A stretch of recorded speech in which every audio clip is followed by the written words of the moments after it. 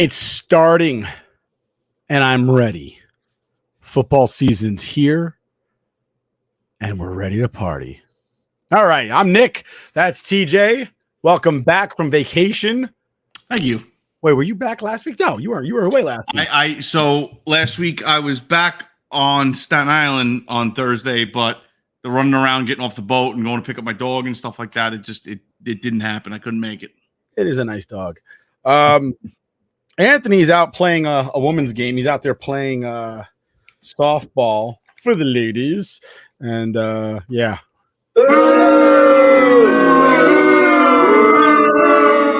You know what, dude? Like I was saying this to Carissa, kind of busting balls, and I was like, you know what?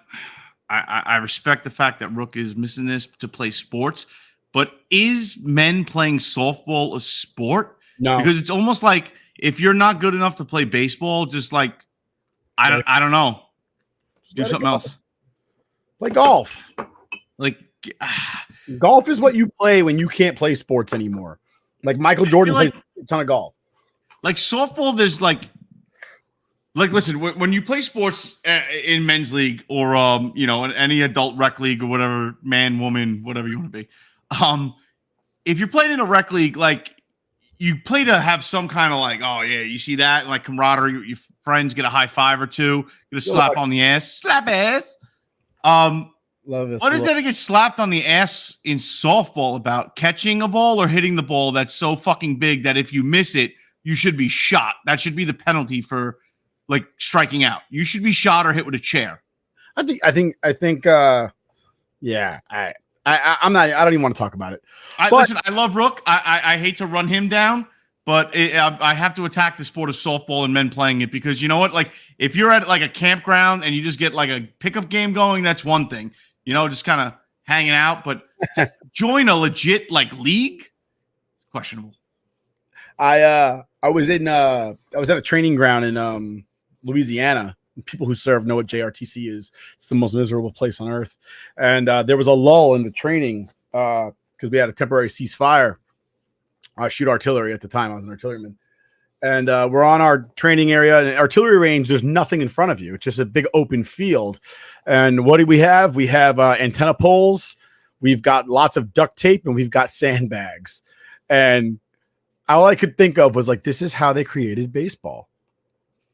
Like this is they had an open field and nothing better to do with their time. And it literally broke out sticks and a ball. And they were like, we're creating a game right now. And in classic fashion, the old timers took it a little too seriously and somebody got hurt, tripped over this because the sandbag obviously is not a baseball bag. It's kind of solid. If you get enough sand in there, it's pretty freaking solid. And he tripped over first base and like ran his shoulder into the ground because somebody was trying to tag him on his way to first. I thought you were about to say like, listen, we set up a makeshift net. We got those little things. We made rackets. We were about to play badminton, but nobody could fashion a shuttlecock. Nobody was clever enough to figure out what to use. We also made a football. They took like socks and like a canteen and they wrapped it with duct tape to make a football shape. And it was less like football and more like rugby or more like kill the guy with the ball. Nice. It's also a great game. Is a great game, but you know what's funny? It's every time it starts with good intention, and then all of a sudden somebody loses the tooth or leg ends up in a Joe Theismann U shape, and it's like, oh, I gotta go home. So obviously Rook's not with us because he's out playing girls' games right now, or I should say games for women. So we got ourselves a special guest. He's been with us before. We always do great ratings when this guy comes on the show. I don't know why. He's beloved throughout the entertainment industry, and that might be why he just gets so much. Like our ratings are through the roof when this guy's on the show. It's a fact. All right. Without further ado, I'd like to welcome our special guest from the 7th Avenue Squad, from the Blue Crew, working out of Madison Square Garden, our dear friend, Jason Negron in the house. Whoa. Shouts to everybody on the back seat, the special guests who don't vote. Shout to them. Who. What's up, Jay? What's going on? What's up, Nick? What's up, TJ? How you guys doing? In the house, man. How you been? Doing well. Having a good summer. That's good. Is it boring not getting to do your thing at the Garden? Do you miss it? No. I need a break. So then I do other cheers. I got my little beverage before I engage in any festivities later. Yes, sir. Cheers. Cheers. Cheers. Yes and no. You need a break. Just like the players, you need a break from being there, and allows me to do other sports. I hosted the Premier League Summer Series at Red Bull Arena last Friday, actually, with Ali Melendez. Shouts to her. She's the Red Bull in-stadium host. So, we did something fun. Little collab. Very nice. Yeah. Do you do anything at like Rucker Park or anything like that? I was just at Rucker a few weeks ago with the Knicks. Okay. Nice. They're actually there tonight. I was going to pull up, but I decided not to. We did something yesterday at Pro City, which is in LIU. Shouts to B and the whole crew over there at Pro City. But it's fun. It's fun, though. Like New York's a good vibe for, if you're a big basketball fan, one, you got the liberty. You know what I'm saying? If you want to go see an inside environment. Yeah, it's not the NBA or how my friend Ari Chambers says, the MNBA. But it's dope. It's good product. It's great product. It's great fundamental basketball. So, but if you want the outside vibe, everywhere. Rucker, Dykeman, Gersh, New York was right now. It's a Nike tournament that, the best players from these parks go and play against each other. I think the playoffs are coming up soon. So listen, you can feed that appetite in New York. You don't got to go to Vegas. You don't got to go to Vegas. Man, because it's being in the position you're at. It's just like, it's got to be just amp city, like just all hype all the time. Your adrenaline's through the roof. At least me, I know once that adrenaline starts going, and especially on a regular basis, like if you're doing something that gets you just jacked up, like when we were playing baseball back in the day, I would get jacked for my games, and then I would look for something to fill that void because I wasn't used to not having something that hyped me up and got me going.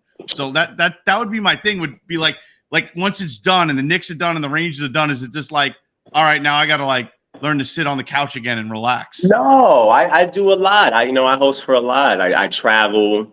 It's just the off season for me. It's just, move on. Cause I do pretty much sports and entertainment, as far as hosting. I'm the master of ceremonies, AKA the mouth of the Mecca. Yeah. So, we just move on to other things. I've done a few. I can't even recall everything because it kind of, blends in. So while we're talking about Madison Square Garden, we'll talk about hockey right now. We'll talk a little hockey.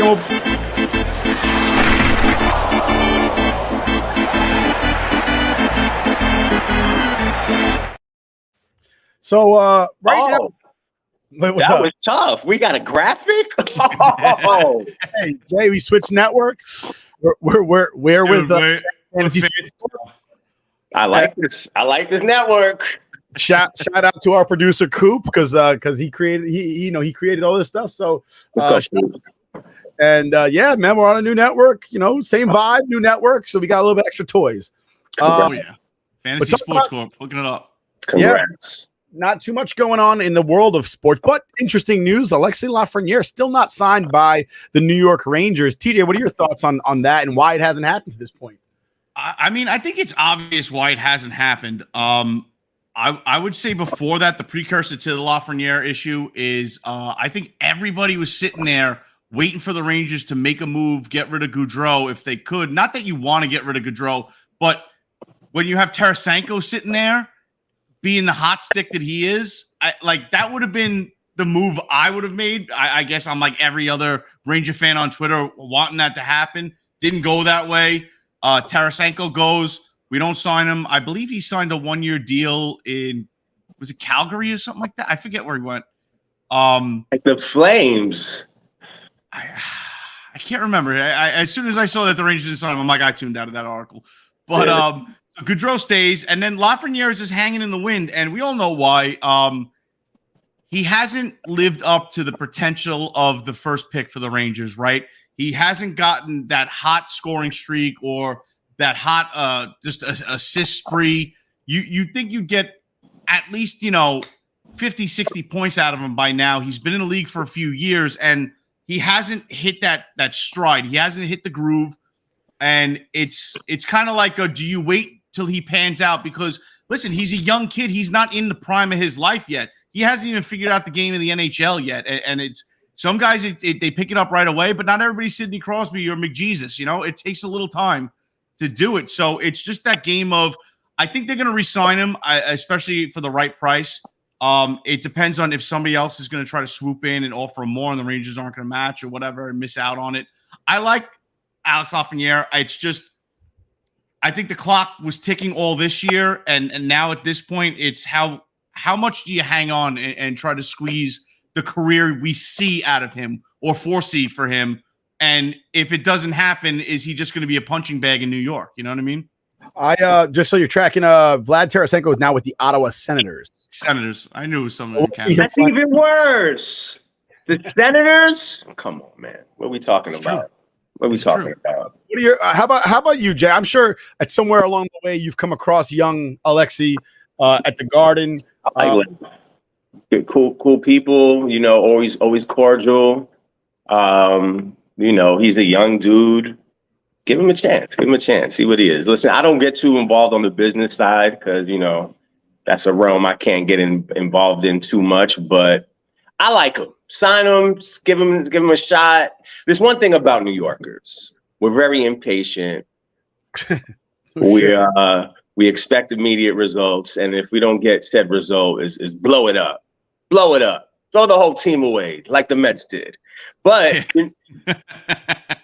man, we got to be patient. Like take the Knicks for example. Oh, am I off? I'm good. Okay. Take the Knicks for example. Every year, it's, you know, the same rhetoric and narrative by the fans, but you know, we got a solid team. You just got to be patient. We got to be patient. So back with the Rangers and Laf, sign them, man. I think they're going to come to a deal. Personally, as a fan, I believe that. You know, I like to see something, but I don't know what the cap space is. I don't know the numbers. I haven't really looked. It's tight. I mean, the Rangers are in a tight situation, and I tip my cap to Drury because he squeezed every ounce and every cent out of that budget last year. Yes, sir. And that's the thing that hurts so much is because if we were going to make a run, everything was on the table. There was no excuses. You know what I mean? The front office did what they needed to do to put the team in the best position to make a run for the cup. And the team just didn't show up. And it's not just one or two players. I mean, I love Panarin. I'm still sore at him. It's him not showing up in the playoffs is brutal. As amazing as he is on the ice during the regular season, if you got 20% of that in the playoffs, that we're talking a different situation altogether. But I think it was a team loss through the playoffs. They weren't there. They weren't in the right headspace. They didn't have the heart. And you can't sit here and blame one or two players. And Lafreniere, again, I'm not one to give up on young talent. I don't want to see another Alexei Kovalov come into the league, be with the Rangers, and then all of a sudden start scoring 50 goals somewhere else because we didn't put the money into him, and we thought like, nah, that's a pass. And I hated when what's his name was here. Give me a second. Rangers coach that I hate, Nick. Look me up. I'm drawing a brain fart here. Tortorella, John Tortorella. I the young guys saying like JT Miller's never going to be a good player. He's not a pro. Pretty sure he's been on the Rangers' radar since he left. Like, oh man, we got to get this guy back if we can, and we can't because he's worth too much money. So I hate giving up on the young kids. It's just I think if they sign him to a short contract, a 2-year deal, and it's this year is going to be one of those, kid, it's time to show us something, or next year you're probably moving along. Yeah, I think a 2-year deal is fair on both sides. So, you know, gives him room to capitalize off of strong seasons. And, absolutely. You know, we'll see. But that playoff thing was tough. I think they underestimated because first 2 games, that's it. We were going to the cup. That was it. It was like, what? And then, you know, I feel like they no pun intended, shot their loads off too early and scoring a lot of goals. I don't know. It was just like the best hockey ever seen and then versus the worst hockey ever. They get used to that. They kind of like sit back on their haunches. You know what I mean? Like, oh, yeah. They do that when they have a 1-goal lead. They kind of try to protect it. It's like, no. We got to keep scoring. You keep the pressure up. If they get a goal, great, whatever. It is what it is. You got to keep the pressure on. And I feel like even 2 years ago with the Tampa Bay series, man, we had the foot on the gas. And then all of a sudden, game 3, it's like the fucking carburetor blew out the friggin' tailpipe and the engine fell off somewhere back there and nobody noticed. Yeah, I want to shout out all the Rangers fans that came to the viewing parties. You know, even though the outcome wasn't what we wanted, they still turned up and had fun. So shouts to them. Yeah. Jason brought up a good point. New Yorkers are impatient. We do want to blow things up as soon as it doesn't go our way for about 10 seconds. He brought up the Mets imploding it all. Let's talk about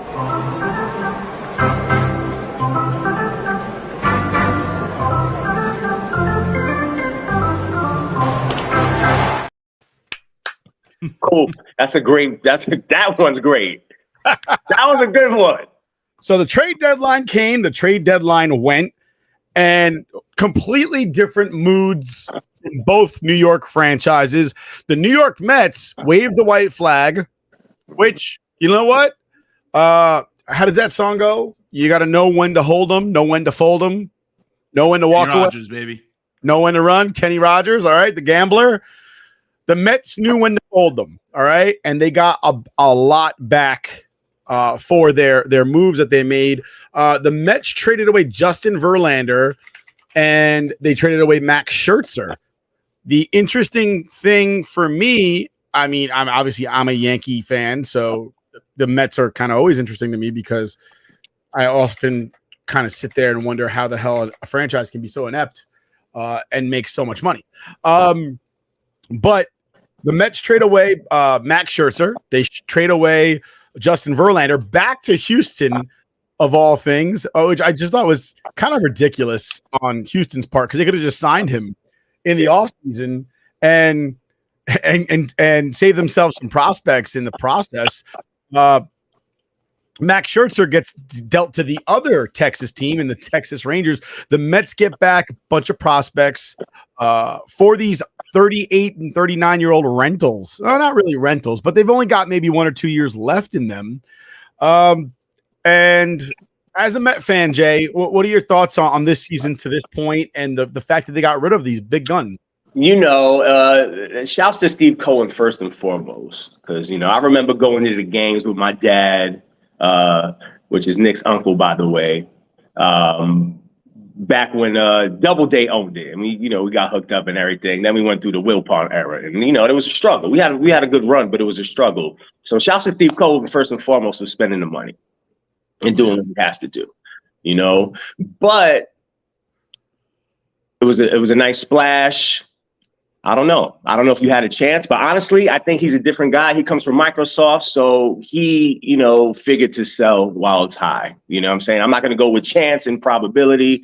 You know, I'm going to go on my business mind and sell. And, you know, I don't know who these minor league guys are, whatever. You know, one's a Brave guy's brother. They say he's good. Who knows? Who knows how it could turn out? They could be phenomenal. They can gel, or they can all be bust. But, you know, it depends how much money they ate. How much money do they still owe these players? The Mets are eating a lot of it. So, you know, if one of these teams win the World Series, that's a win in my opinion. But, you know, I think it's you know, yet again, Mets fans are mad. Like, oh, now we can't compete next year, compete the year following. You know, just be happy with good baseball. But honestly, I think all of this happened because, you know, my old coworker named, I'm not going to name his name, you know, he doesn't work with us anymore and he works at the Mets. But, you know, when we were in the playoffs, both teams, he was like, hey, man, you know, he was throwing shade to us. So I think this is karma coming back to him. So I'm not going to say your name, my guy, but you know who you are. So I think the Mets being messed up this season is all on him.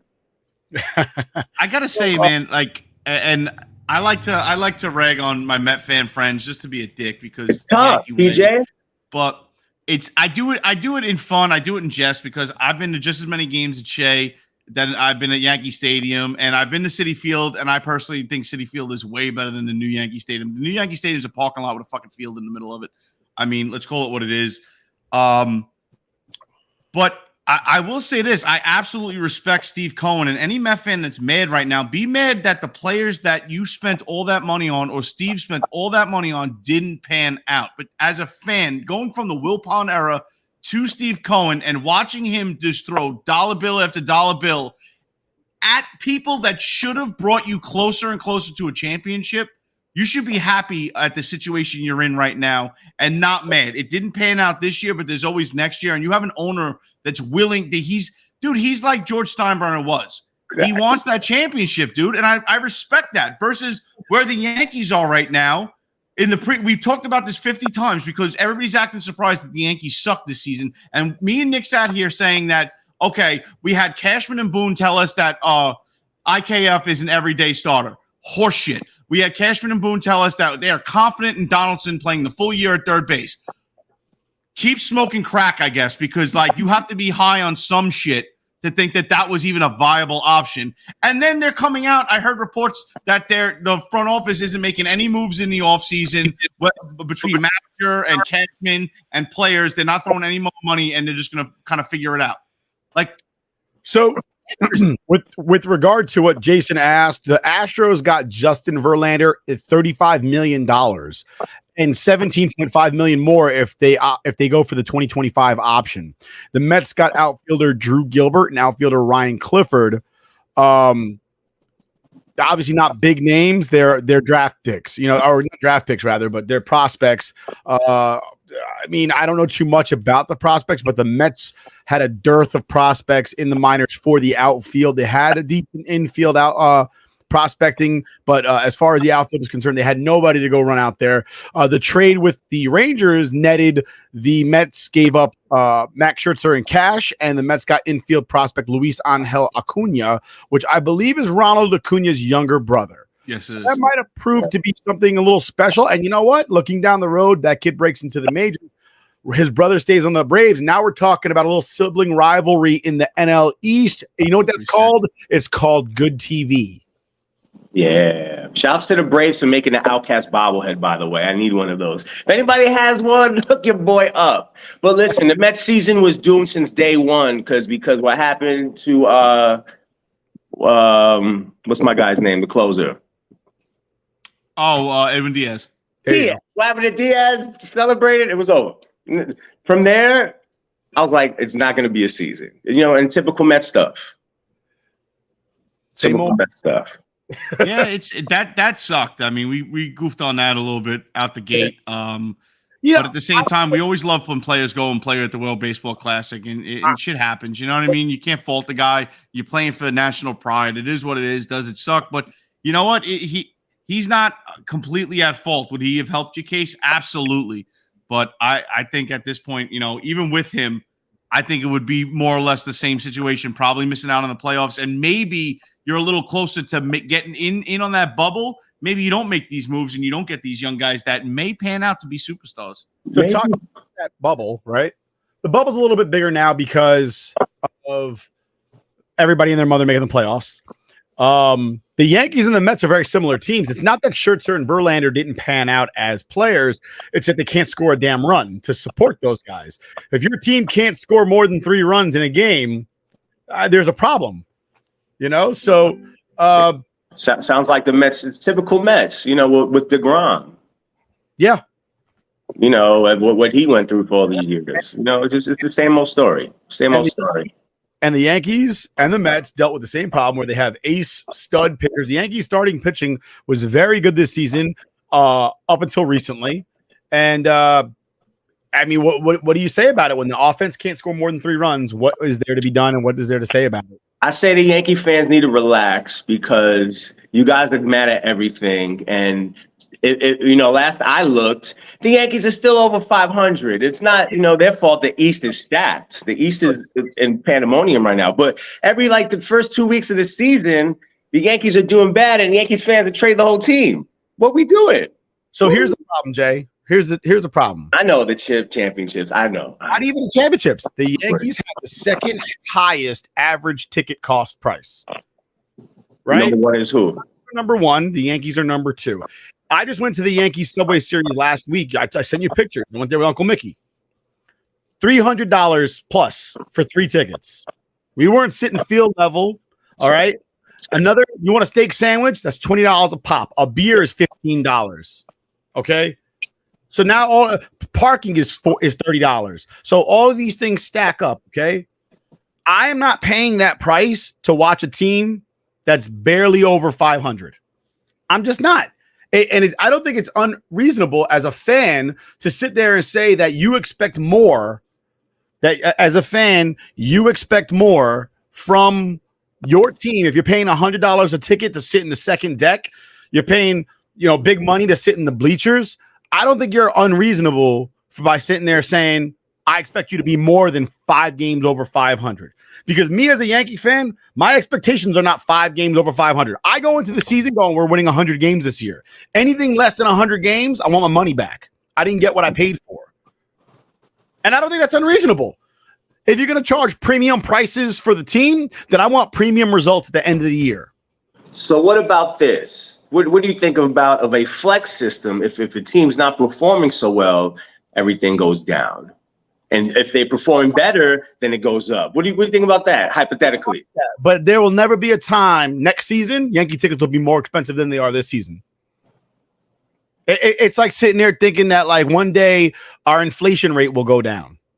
It's not going to happen. It'll steady, but it'll never drop. It's like milk. Milk will steady at $4 a gallon. You'll never find it for $2.50 again. That's out the window. Same thing with gas. Gas will steady at like $3.30 a gallon. You'll never see it at $1.75. That shit ain't happening. Yeah, you'd have to be some sort of catastrophic find of like oil on Mars, and we could get it to Earth like tomorrow, and then gas might lower in price. Or like if you learn how to fly by yourself just by thinking, then gas prices might drop. But other than that, it ain't happening. No, well, nobody ever gives up profit that they've already encouraged and gotten people used to paying, bro. Look, if the price of jet fuel dropped to pennies tomorrow, you are still going to have to pay $50 to check your bag because they already injected that into your brain and you're used to paying for it every time you fly. They'll never take that shit away. You will always have to now pay for a check bag when that shit used to be free. Yeah, because they got you in the mindset of you're paying for it and they're making profit off of it. And they gave the reason back then. It was all gas prices are astronomical. We have to cut the cost of fuel somehow. It could go down tomorrow to being free, and they will always make you pay for a check bag. They're never going to give up a reason to be profitable off of something you're already used to paying. Damn you, capitalism. I listen, and I love capitalism. Don't get me wrong. I'm a huge fan of capitalism. It's just the fact that as a Yankee fan, and I know we're spoiled, I get it, but growing up under, the reign of George Steinbrenner, the goal was always win the championship. Fucking win. That was it. That was the goal. Right from Jump Street, you knew that was the goal. And at this point with Hal, it's, hey, let's see how we do with the business side of things. And like, oh, yeah, maybe they'll pan out, but whatever. Like, that's why I respect people like Steve Cohen. It's like, yo, whatever it is, is this guy going to help us win a championship? Bring him in then, because that's what we're here to do, right? We're here to win a championship? Okay, cool. Let's do that. Well, that's also the issue of nepotism, and maybe they don't have the funds. Maybe there's something we don't know. I know the Yankees are worth $7.1 billion. We talked about it last week. They're worth twice as much as they were 10 years ago, but they're paid roughly the same. But and this isn't me glazing over the Mets. This is just this week for the Yankees was crazy. They made basically no trades. They made 2 trades during the trade deadline, neither of whom are going to help the offense at all. And that's where they were really struggling. But in other news, Domingo Germán is dismissed for the rest of the season, put on the restricted list due to alcoholism problems. Apparently showed up to the stadium on the day he was to start, belligerently drunk and out of control of his emotions. Domingo's been sent home. He's going to go into a rehab facility. Apparently this is not the first problem with alcohol he's had while with the Yankees. And all I can say is, having known people with alcohol problems and seen it firsthand, best of luck to Domingo Germán. I hope you beat that demon. It's all on you, dog. Like, nobody can want it for you. It's just you gotta step up and get it yourself, I guess. But crazy, bro. Crazy news. Crazy news. He probably got away with that in the 70s. He would have gotten away with it. I mean, Mickey Mantle did. Billy Martin's best friend. Billy Martin did. Actually, I take it back. Drink all the time. The one pitcher did was he pitched like a perfect game on acid. Is that correct? You guys heard of that before? I did hear that. I want to say the Bird threw a no-hitter on acid or something like that. Incredible. It's the 70s. Cheers to the 70s. Yeah, I mean, not even the 70s. What was it? Wasn't it? David Wells was drunk, or hungover, rather. David Wells was hungover. Juan might have been drunk throwing that perfect game this year. He could have been. And what was it? Wasn't it? Didn't Doc Gooden miss the ticket tape day parade because he was smoking crack in Browns, some shit like that? He watched it on TV. Which Shouts to Doc.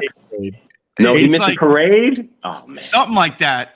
And it's just like, holy shit! It's just, listen. I mean, we joke about stuff, but obviously people have demons they got to fight, and I wish Domingo Hamon nothing but the best, and I hope he him and his family, they see their way through this. But it's just nuts how and I think it's chalking up to the pressure in New York City, because this is what we're the asshole fans that expect everything. We want it all. We want everything. I want a perfect game every game of the World Series after we get there. Perfect. Don't even let somebody touch the ball. I don't even want to see a foul tip. And that's what you got to walk in here and expect. So I can't imagine it being anything but stressful and horrible to be in New York City when the times are bad, because we're ruthless, man. Put that on a shirt, man. Put that on a shirt. Talking about players that are injured and not playing, Anthony Rizzo diagnosed with concussion symptoms stemming from an injury sustained on May 28th against the Padres. The Yankees are only finding this out now, and they're saying that that's why he's had this tremendous slide since that series against the Dodgers. When Judge went down, they were like, "Oh, Rizzo can't hit anymore because Judge is out."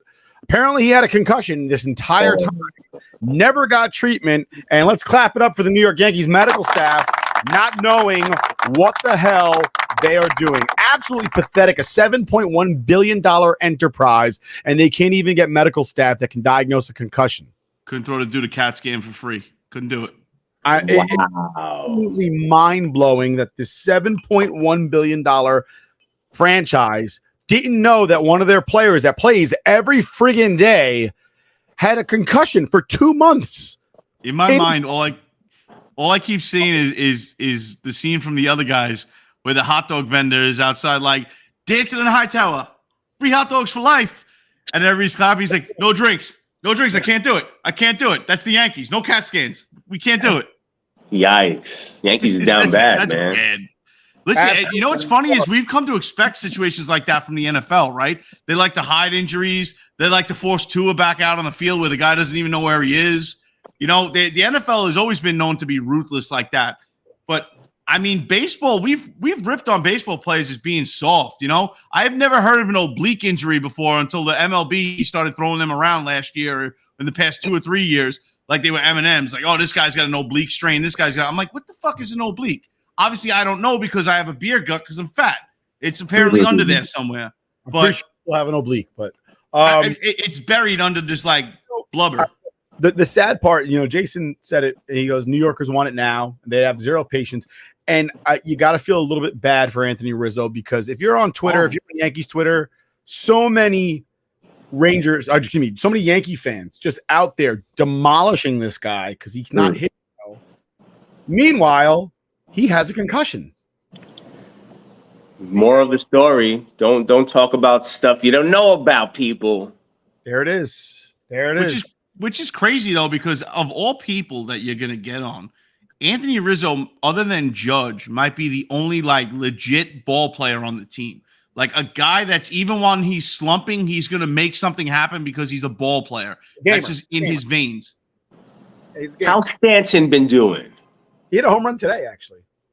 Nice. Okay. He hit a home run yesterday, too, I think. I remember when he changed his name, when he used to be called Michael.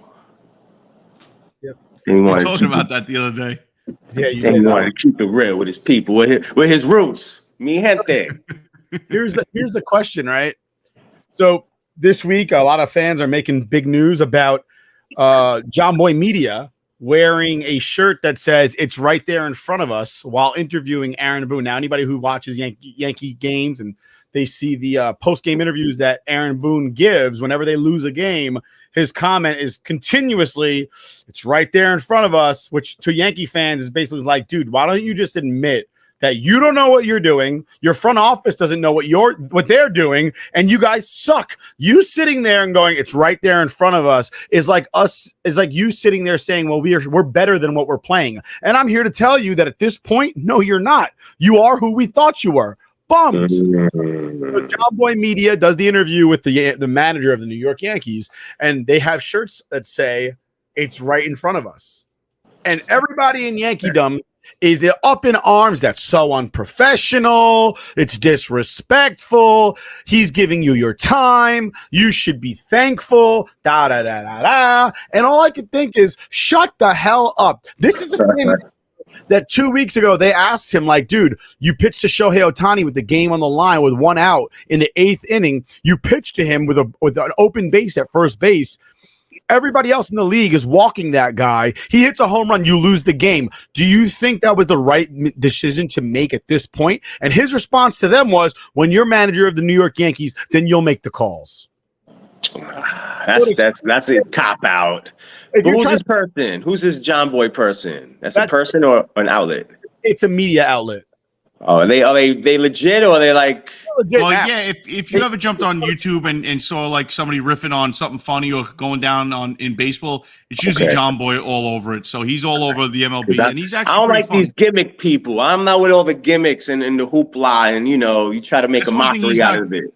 He's not a gimmick guy. He's more or less like he'll do situational, like something will go on or a fight or something like that. He'll zoom in. He'll do lip reading, like dude, this is what this guy's kind of saying right here. Or in the flow of the game, this is why they're pissed off. Let me explain to you. He's all in on MLB baseball. So if I'm Boone, I kind of like, dude, you're the manager of the New York Yankees. Like, if I see that T-shirt and I get it, like he's kind of throwing a little shade at you. Why don't you finish your statements with something like, "Yo, it was here, but I lost it. I don't know what happened," and then sign off like that. Just have some fun. I mean, it's New York. You gotta take it. Somebody take it, and you should be able to dish it even harder, right? Like that's where we're at. Take it, and I think that's witty on a shirt. I think that's witty. I don't think that's 100%, dude. Look at how many times. How many times do you think somebody walked up to Joe Buck and just said, "Fuck you" in New York City? And you know how many times that dude probably was like, "Yeah, I love you guys too." You know what I mean? Like, he knows, he gets it. They had that whole skit with Joe Buck, "Fuck you," going around New York City. Like, you play into it. You just own it. It is what it is. What are you going to get mad about? Oh my God, I got to go home in my limo and count my money tonight angry. Like, people like get mad. Shouts to Kevin Burkhardt, by the way. That dude's the man. I remember he started with the Mets and SNY, and always show love. Climbing the ladder.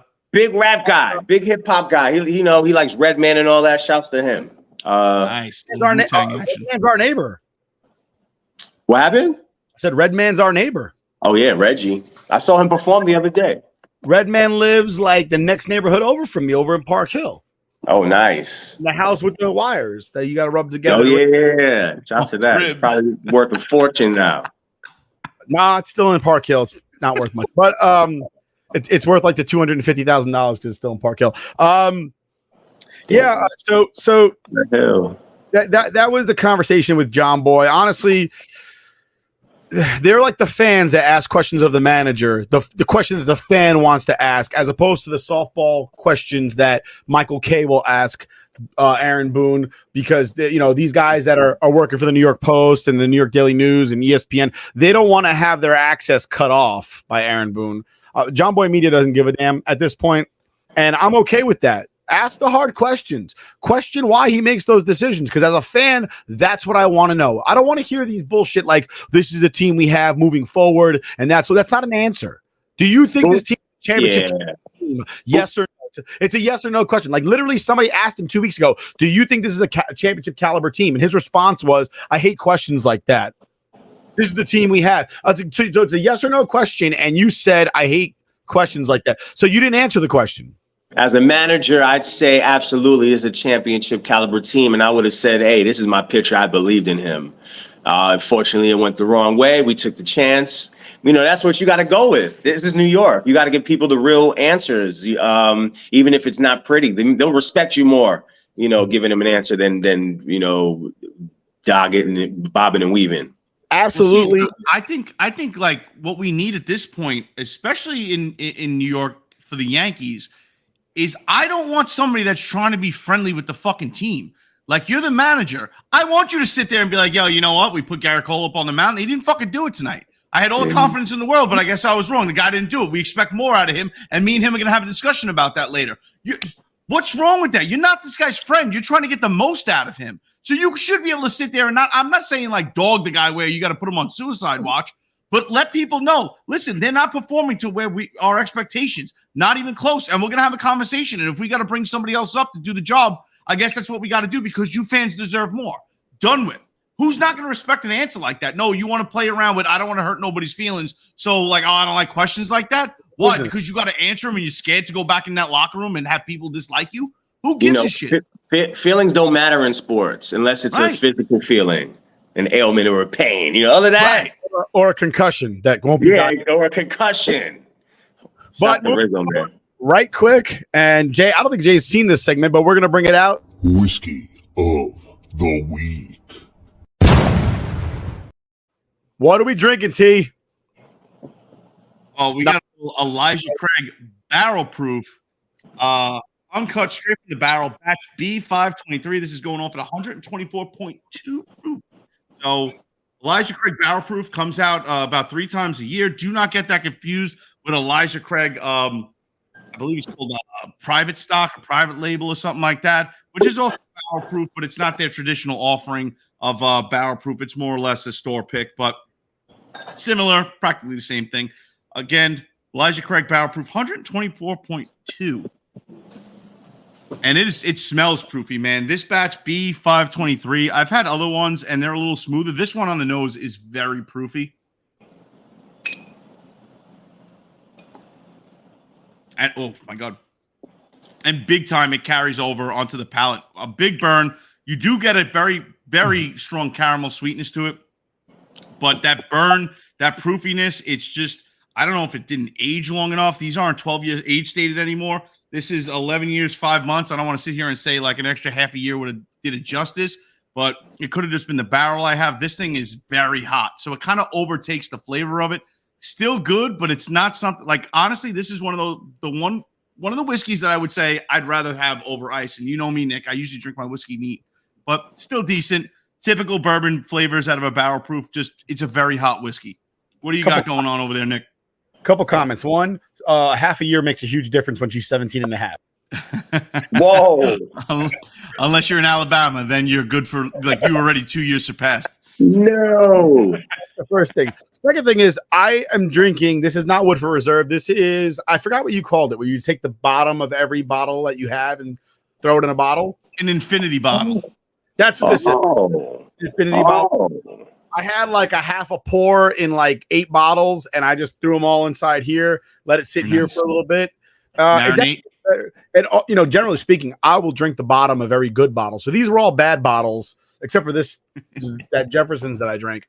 And actually, it's pretty good, actually. With a little ice, pretty damn good. I'm not going to get into the flavors and whatnot because it just tastes like mashed up bourbon, like 800 together. So I'm not going to get into the flavors. I think these were very bitter. And it kind of cut out the bitter part to it. It doesn't burn as much as it did originally, because if I remember, one of them was extremely strong and not enjoyable whatsoever. And so, I ended up doing that. So what you're telling us is you went to a bourbon buffet right now, and you just kind of put everything on the plate all at once, and you're just taking it all in with the spoon. This is my fucking ice cream sundae of bourbons right here. I'll have some of the yellow, and don't get cheap on me. And more importantly, I'm drinking Coke Cherry Vanilla, and it's delicious. Ooh, fancy. If you haven't had Coke Cherry Vanilla, I recommend it. It is awesome. But that's our whiskey of the week. Wait a second. Does Jay got something brewing over there? Did he run and get a bottle? What do we got going on over there? Yeah, I grabbed the whiskey. Listen, it's summertime. It's summertime, so I don't really do dark in the summer months because it's a little too hot for me. I'm more of a whiskey guy in the fall and winter, but I got this in Philly. It's pretty dope. Red Brick. I went to a distillery in Philly. Not really the thing you do in Philly, by the way, because if you're going to go to a distillery, I went to Woodford, by the way. Incredible. Did you? Nice. Oh, yeah. I was in Kentucky because I do SEC Nation. Shouts to Tebow and Paul and all of the crew over there. But, I was in Kentucky and, I had time, looked it up, went. It was a great experience. That's what you do, not the one in Philly. But shouts to Red Brick. It's good. It's solid, batch 30, barrel 1. They showed me the little things. It was cool. However, about this Hennessy White right here. There we go. Nice. If you need a summer dark beverage, do Hennessy White and harmless coconut water. It has to be the harmless. That's the Delicious. one that's they don't cook, right? They press it. They press the so Yeah, it's still it's it's pink. still fresh. You get it's sometimes it turns pink. That was Yeah. my dude. Never heard of it before. I went to when I got promoted to supervisor I don't know 10 years ago or something like that. Went out to Manhattan, started working out in Manhattan, started seeing it everywhere. And every coconut water I tried, like Coco Vita and stuff like that, I've always hated, but I love coconut water fresh out of the coconut. I tried that one, the harmless. Oh my God, it was No a going game back. changer.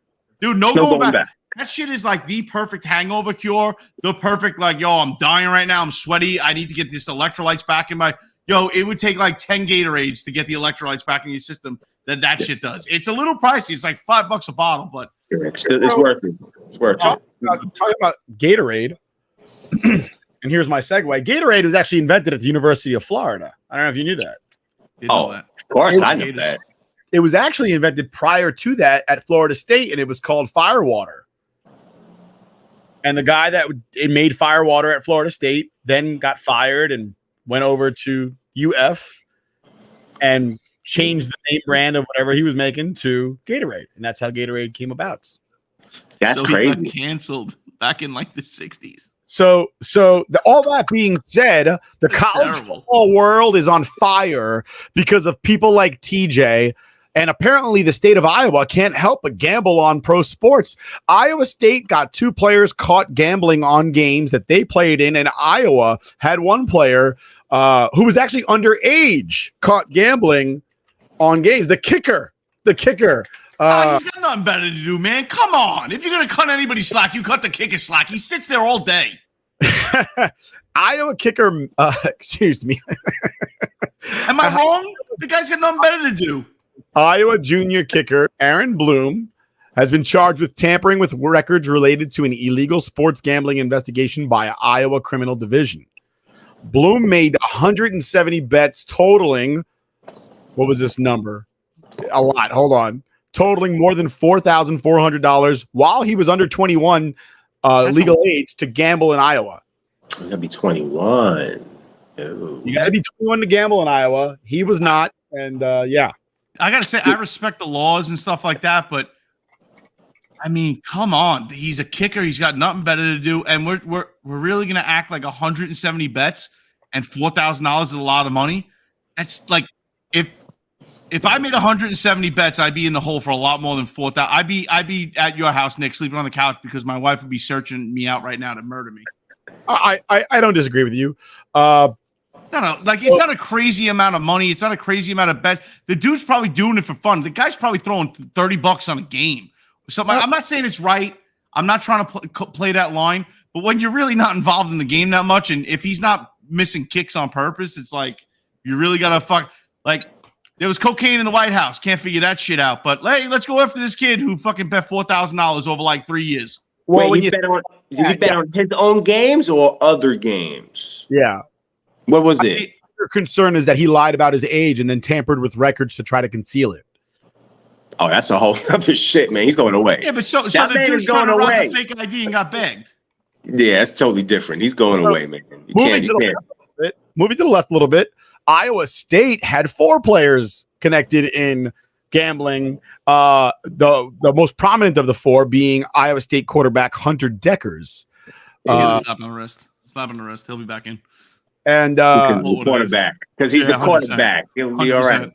on the other side, another player whose name escapes me at the moment, who's now no longer at Iowa State, has been arrested and could face up to 4 years in prison for his gambling on games while at Iowa State.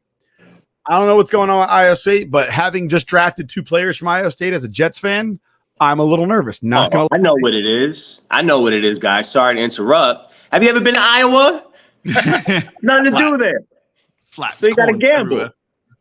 I was gonna say, like, aren't we happy, right? That like we're having reports about these NCAA players, right? High profile people, the quarterback, right? And not once was mentioned like date rape or crazy house party where somebody got molested. If gambling's the worst thing that's going on, I think we're doing okay in life. I think we took a step in the right direction. Let them Yeah. gamble. Yeah, as long I'm not mad if they gamble on themselves winning. As long as they're not fixing Problem, Jay. Here's the problem. The day that you don't gamble on yourself winning, it tells everybody else that you think you're going to lose. Exactly. That's the issue. But And that's yeah. talking about losing.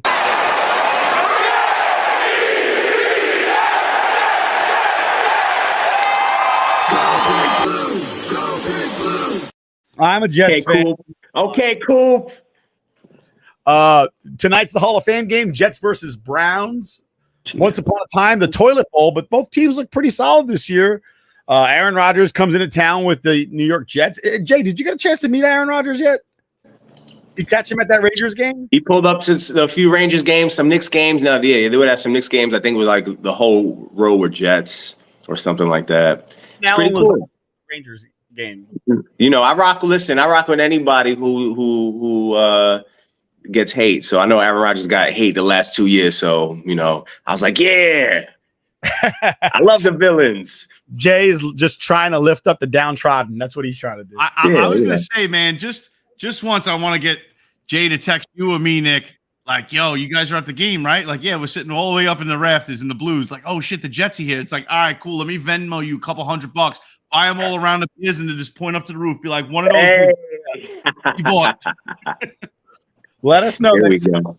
Mangold's in the at the arena when we're there. Nick Mangold was the man at Ranger games.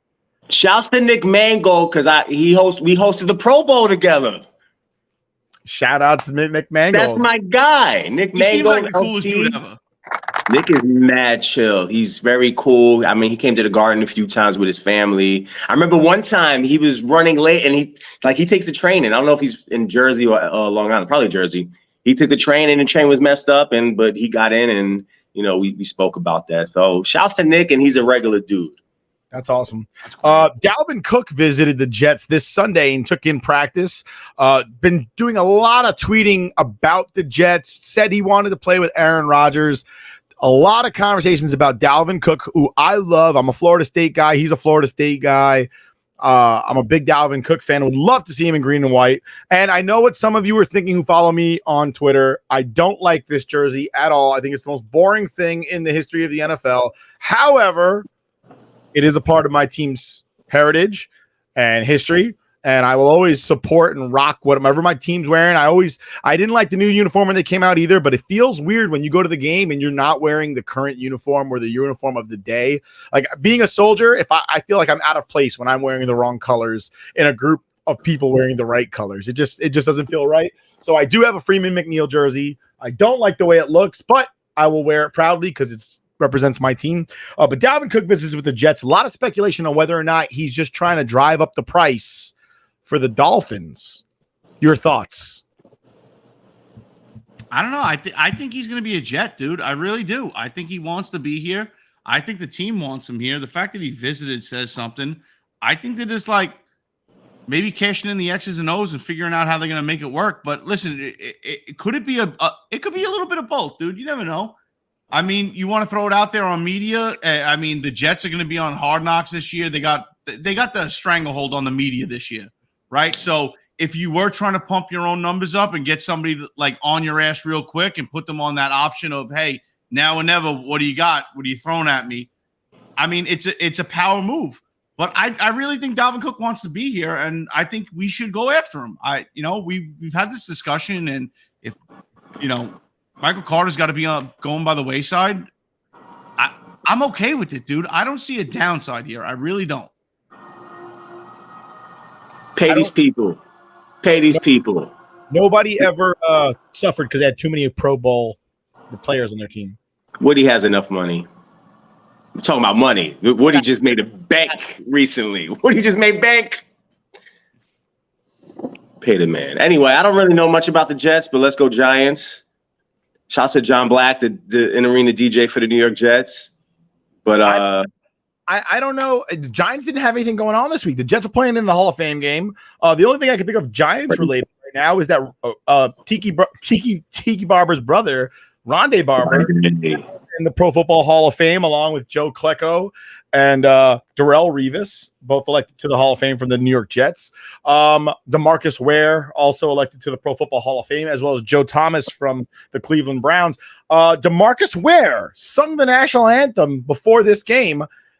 I did not know that one of the most feared pass rushers in the history of the NFL could sing, and I didn't hear it because obviously I've got the game on to my side. That's why I keep looking up.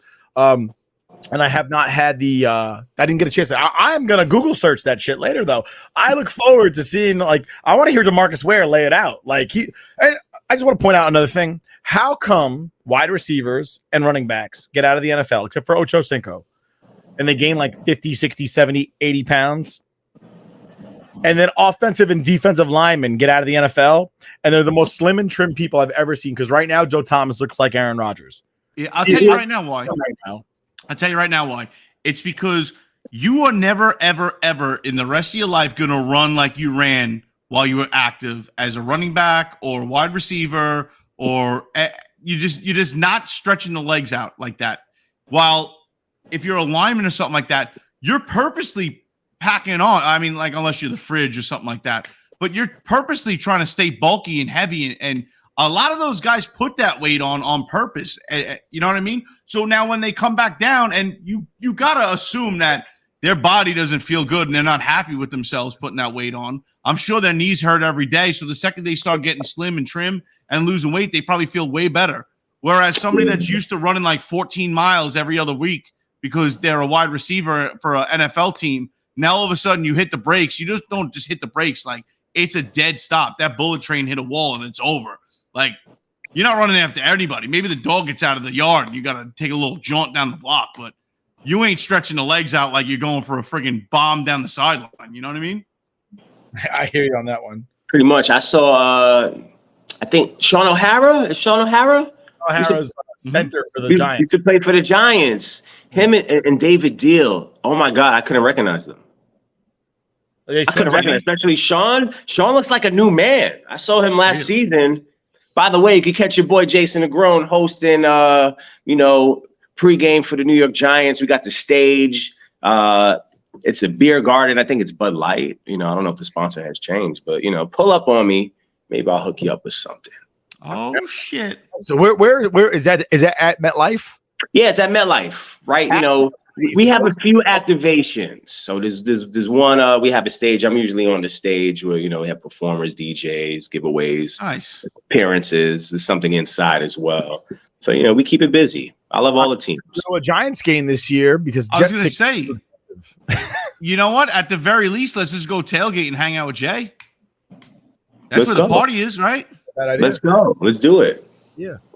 But I think that wraps it up for us here. We're running out of time. We got about a minute and a half left of talk time on the air. So, Jay, where can we catch you? Hit me on Instagram, Jason Negron.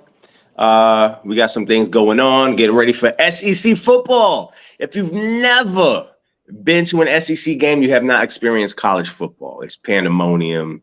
We'll be doing that soon. Getting ready for Knicks and Rangers coming up, and enjoy the rest of the summer. Absolutely. Enjoy this Thursday football Hall of Fame game, Jets versus Browns. We're in the second quarter. Jets up 6-0. Zachary Capono-Wilson, 3 for 5, 65 yards.